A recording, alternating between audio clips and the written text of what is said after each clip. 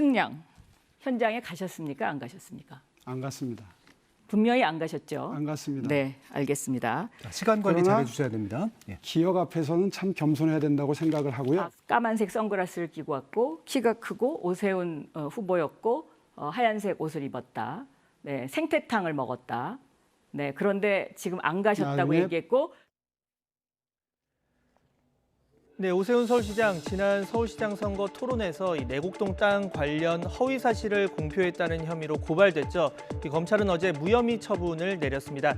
일부 발언이 허위라 해도 이 주된 의혹을 부인하는 차원이라면 공직선거법상의 허위 사실 공표로 보기 어렵다는 이유였습니다. 네, 여당은 납득할 수 없는 결정이라며 강한 유감을 드러냈습니다. 얼마 전 이 선거법 위반으로 의원직을 잃은 이 같은 당 이규민 전 의원 사례를 언급했는데요.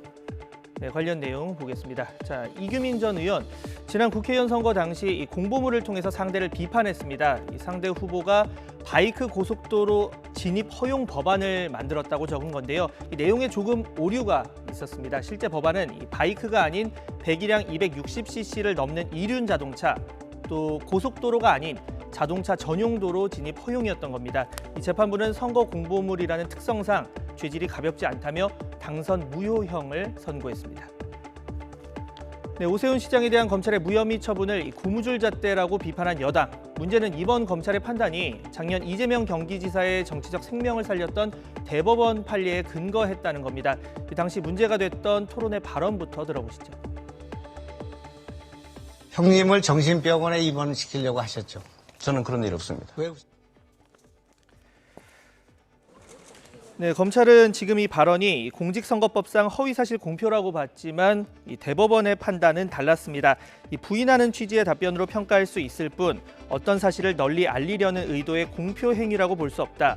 이 검찰과 법원의 개입을 최소화해서 정치적인 표현의 자유를 폭넓게 보장해야 한다는 이유였습니다. 이번 오세훈 시장 관련 판단에서 검찰은 이 대법원 판단 근거를 그대로 가져왔습니다.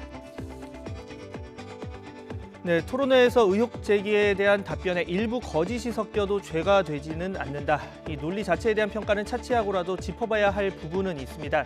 이 똑같은 논리에 기반한 판결도 우리 편이냐 아니냐에 따라서 그때그때 다른 여야의 입장 문제인데요. 관련 녹취 마지막으로 들어보시죠. 적극적으로 거짓말하는 것은 허위사실 유포지만 방어 차원의 소극적 거짓말은 무죄다.